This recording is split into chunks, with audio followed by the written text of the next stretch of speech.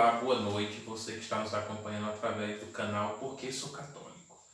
Bom, gente, esse vídeo que eu estou gravando agora, ele não é uma questão de discussão de nenhum tema específico, entre aspas. Eu coloco o termo específico entre aspas, porque eu quero falar da missão da igreja, o porquê que a igreja tem como principal tarefa e consequência a sua missionalidade através da catolicidade, que é a universalidade da igreja presente no mundo. E o que eu quero dizer aqui para nossos irmãos e irmãs católicas é o seguinte: nós precisamos, de uma certa forma, intensificar ainda mais a nossa identidade católica. Nós não somos católicos para ser multidão e nem muito menos grandes números, até porque Jesus, o Mestre, ele, no momento em que ele mais precisou de companhia, no momento em que ele mais precisou de que estivesse alguém do lado dele, ele ficou praticamente sozinho, porque todos os seus discípulos o abandonaram no Horto das Oliveiras, no momento em que ele estava sendo apreendido pelos guardas do templo e o Judas que o vendeu por 30 moedas. É bom que a gente deixe isso bem claro, porque às vezes a gente pensa num cristianismo de glória, sem sofrimento, sem dor, sem aproximação da cruz. E não é assim, certo? O próprio Jesus já nos orienta através da sua palavra, através dos seus ensinamentos. Quem quiser vir após mim, renuncie a si mesmo, tome sua cruz e me carregue.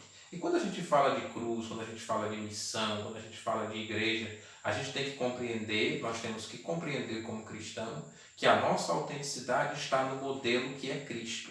O nosso modelo é Cristo. Cristo é o nosso modelo.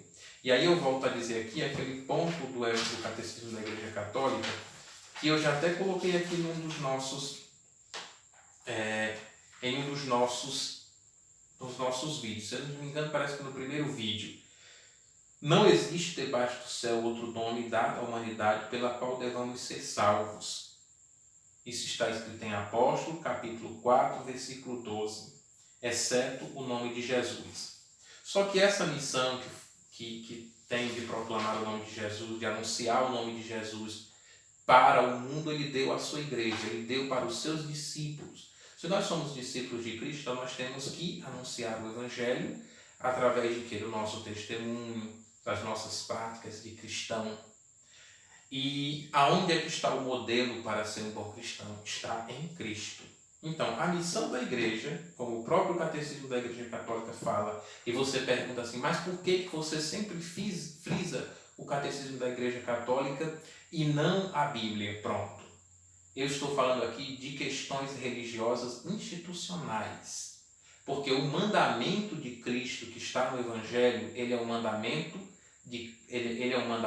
que a igreja o adota quanto instituição. E se a igreja adota quanto instituição esse mandamento, claro que, lógico, no seu catecismo, a igreja não vai de forma alguma contrariar esse mandamento evangélico. Então, os ensinamentos de Cristo nós temos como referência do ponto de vista como se fosse um mandamento evangélico. E a doutrina da igreja é a orientação religiosa pela qual a instituição igreja, quanto congregação de fiéis, tem para nos orientar. E eu já falei sobre isso, que pode-se captar a maravilhosa unidade do mistério de Deus, de seu desígnio de salvação, bem como a centralidade de Jesus Cristo, o Filho unigênito de Deus, enviado pelo Pai, feito homem no seio da Santíssima Virgem Maria, por obra do Espírito Santo. Isso aqui está tudo lá na Bíblia, no Antigo Testamento, quando Deus faz a profecia, a promessa na profecia de Isaías, como também está no Novo Testamento. Para ser nosso Salvador, para ser Salvador do mundo, mas as pessoas precisam conhecer esse Salvador do mundo. E não é fazendo medo às pessoas, é mostrando por que vale a pena amar e seguir a Cristo. Morto e ressuscitado, ele está sempre presente em sua igreja, particularmente nos sacramentos. Ele é a fonte da fé, o modelo do agir cristão e o mestre de nosso coração. Jesus tinha uma vida de oração constante. E é porque ele é uma pessoa divina. Mas ainda assim, para nos ensinar, nos instruir, ele sempre fazia primeiro. Aquele que quer servir, aquele que quer ser servido, sirva primeiro. Aquele que quer ser bem amado, que ame primeiro. Então, este é o mandamento de Cristo para nós. E aí eu vejo alguns cristãos falando que há tal pessoa que não tá de acordo com as orientações da igreja. Principalmente eu vejo pessoas criticando padres, criticando bispos, criticando cardeais, criticando organizações que estão dentro do Código de Direito Canônico, organizadas de acordo com o Código de Direito Canônico, de acordo com a doutrina católica, de acordo com o regimento jurídico da igreja. E vejo criticando a pessoa do próprio Papa. Isso não é correto para quem é cristão. Não é. Por quê? Porque você está se vangloriando de uma função que o Espírito Santo não lhe deu. A função de governar a igreja não foi dada aos leigos. Não. De forma alguma. Se você pegar o Catecismo da Igreja Católica, que será um de nossos temas de vídeo, será o papado e a pessoa do Papa, de acordo com o que prescreve o Código de Direito Canônico, o que diz a doutrina católica, mas antes de mais nada, o que disse Jesus para Pedro quando o instituiu príncipe dos apóstolos, para confirmar os seus irmãos na fé e não para doutriná-los de forma desamorosa. Não. A missão de Pedro, a missão de quem sucede Pedro, a missão de quem sucede os apóstolos, a função de quem forma o colégio apostólico e quem sucede Pedro é confirmar os irmãos na caridade. Confirmar os irmãos na caridade, ou seja, confirmar os irmãos com amor, da forma como Jesus confirmava seus discípulos. Às vezes ele ficava irritado, como ele diz assim: até quando eu permanecer no meio de vós? Não me terão para sempre no meio de vós. Vocês devem aprender. Jesus sempre chamava a atenção dos discípulos dele. Outra vez ele ia caminhando peregrinagem de Cafarnaum, não sei para onde. Eu não estou lembrado muito bem, mas ele diz assim, os discípulos vêm discutindo e ele para e olha para trás e diz: entre vós não deveis ser assim. Vocês devem dar exemplo. Entendeu? Essa discórdia não é bom. Essa discussão sem fruto, essa discussão sem vínculo, sem razão. Não é assim. Vocês não devem agir dessa forma. Então eu acredito, e assim, para poder ainda... mas eu estudei, eu li, eu fiz isso, eu fiz aquilo. Martinho Lutero também estudou, viu, gente? Martinho Lutero era monge, ordenado, fez profissão religiosa, vivia com vários irmãos numa congregação religiosa. Martinho Lutero era agostiniano, gente. Estudou teologia, era agostiniano, ou seja, a congregação agostiniana, ela se inspira no modelo de vida que viveu Santo Agostinho, um dos doutores da igreja, certo?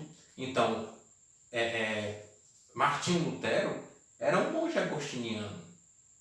Estudou, leu, conheceu a doutrina católica e ainda assim discordou dela, certo? Eu posso discordar da igreja? Eu posso discordar da igreja? Não. Mas eu posso questionar a igreja? Pode. Você não pode discordar dela. Porque a partir do momento que você discorda da igreja católica, você já não é mais católico. Entendeu? Você deixa de ser católico. Você perde a autenticidade de católico. Aí você diz assim: mas por quê? Porque sim. Você está entendendo? Há coisas que a gente responde bem simplesmente. Por exemplo, você discorda da sua mãe? Discorda. Aliás, você questiona a sua mãe? Questiona. Agora discorda dela para tu ver? Você pode até discordar depois que você cresce. Mas você arruma uma baita de uma confusão. Certo? Por quê? Porque sua mãe, ela é uma autoridade, ela é a autoridade maternal na sua vida. Eu não vou nem explicar essas coisas, esses exemplos rasos, para poder especificar isso. É só você ler. Quando você lê, quando você conhece, aí você entende o porquê que a igreja ela é uma instituição hierarquizada. Jesus criou a igreja com hierarquia. Dentre os apóstolos, ele escolheu Pedro. Por que ele escolheu Pedro? Por que não escolheu João? Por que não escolheu Lucas? Por que não escolheu Mateus? Que Mateus tinha conhecimento. Mateus tinha domínio de escrita e de leitura. Ele era cobrador de impostos. Ele sabia ler e escrever, ainda sabia somar. Certo? Ele poderia ou render ou roubar a igreja. Certo? Mas aí ele tinha se convertido, mudou de caráter. Certo? Então eu penso que se pedirem para a gente silenciar, vamos silenciar. Se pedirem para a gente falar, a gente fala. Mas, acima de tudo, a gente tem que também ser obediente. E aí eu acho muito interessante, porque tem na historiografia de alguns santos que eles não se revoltam contra a igreja, contra a autoridade da igreja, não se revoltam contra o bispo. Por exemplo, nós temos um exemplo bem próximo aqui da nossa comunidade católica, que é o padre Cícero Guzmão Batista, que foi perseguido pelos seus próprios colegas, do próprio clero que ele fazia parte. Entende? E ainda assim ele nunca falou mal do seu bispo, nunca falou mal da sua diocese, nunca falou mal dos seus colegas padres. Eu não sei assim até que ponto, eu li isso num livro, até de Lira Neto. Disse que Padre Cícero ele ia participar da missa antes dele ser excomungado, porque como a gente sabe, excomungado não participa de missa, né? É a única coisa que faz com que uma missa possa ser interrompida. O rito celebrativo da missa possa ser interrompido é se um herege, aliás, se um excomungado chegar na igreja, aí para, né? Pelo menos é o que alguns católicos dizem. Eu ainda vou pesquisar sobre isso para poder dizer coisa séria, né? Mas vamos lá, o que eu queria dizer para vocês é o seguinte. Então, o padre Cícero, ele tinha esse amor à igreja. Isso é amor, gente. Isso é zelo. Você não precisa estar fazendo, estar sendo o centro das atenções. Mas quando você faz com amor, com dedicação, há toda uma diferença. O testemunho é mais bonito. Você está entendendo? A igreja diz assim, quantos santos nós temos aí no anonimato? Quantas mulheres santas no anonimato? Quantos homens santos no anonimato? Que nós não conhecemos, que nós não tivemos conhecimentos da vivência heróica das virtudes, da fé, da esperança e da caridade, da prática autêntica do Evangelho. E quantos querendo ser estrela? E termina colocando os pés pelas mãos. Então a gente tem que ter humildade, acima de tudo humildade.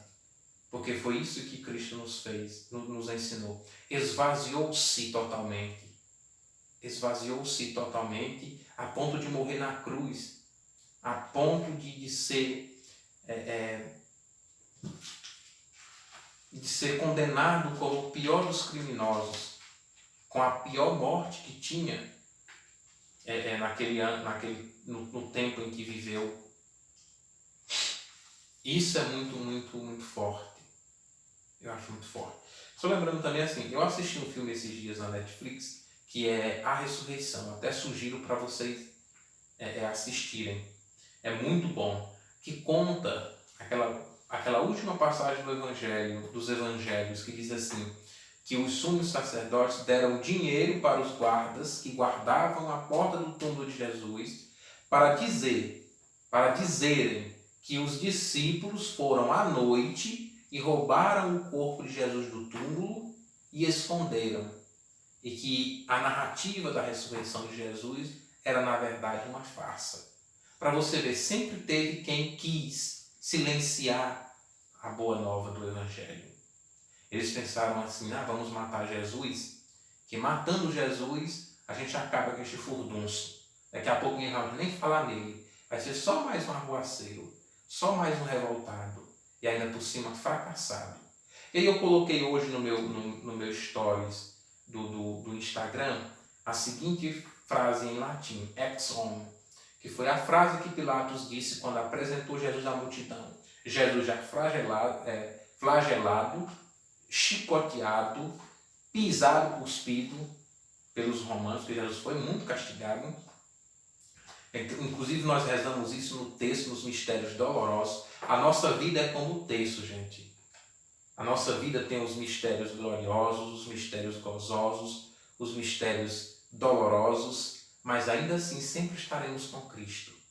Se você viver na sua vida aquilo que está nos mistérios do texto, que depois eu vou até falar sobre isso no nosso vídeo, o porquê que nós rezamos o texto, aí diz assim, não, mas vocês ficam repetindo Ave Maria, Santa Maria, 53 vezes. Mas uma coisa eu te digo, a gente reza o texto porque o texto é a escola de Maria. A escola mais bonita e apostólica do que a escola de Maria, do que estar caminhando com Maria. Eu mesmo queria uma companhia como essa, constantemente na minha vida. Entende? Você caminhar a vida inteira, você sentir que tem uma amizade de uma pessoa tão mística. E é tão bom quando você encontra uma pessoa mística, uma pessoa cheia da graça de Deus. Ave, ó, cheia de graça. Eu vou ter que parar porque senão o vídeo vai ficar longo. Mas depois eu vou dedicar vídeos sobre isso, sobre esses temas. Sobre o tema do texto e o tema de Maria, de acordo com a doutrina católica e de acordo com a piedade popular que nós temos com a pessoa de Maria. Quando a gente fala de piedade, as pessoas não entendem. As pessoas acham, e eu fico até assim um pouco doído com isso. Quando eu cursei letras, né, eu sou graduado em letras, eu fiz um nível superior em letras, e lá a gente estuda uma cadeira chamada semântica. Quando a gente estuda semântica e análise do discurso, a gente começa a compreender o mundo de outra forma. A gente começa a compreender as falas que são feitas, as formas como são feitas, a forma como é manipulada. Eu digo muito para os meus alunos, nós temos que aprender a manipular a manipular a linguagem, a manipular a língua, porque é o nosso maior patrimônio, a nossa maior riqueza. E aí você percebe isso, inclusive, no discurso religioso. Porque você já pensou uma autoridade como os judeus, como o sumo sacerdote, ele chega e diz, olha gente, Jesus não ressuscitou, porque os discípulos foram lá de noite, roubaram o corpo dele e esconderam. Eu estou dizendo isso porque este soldado, bem aqui que está do meu lado, era quem estava guardando o túmulo dele e viu tudo isso. Não foi não João, aí o João vai comprado por dinheiro diz, foi, confirma a conversa do sumo sacerdote. Aí quem vai duvidar deste sumo sacerdote? Me diga, ninguém vai duvidar. Você está entendendo? Então a gente tem que começar a perceber essas coisas. E aí eu acho que destoamos um pouco do tema.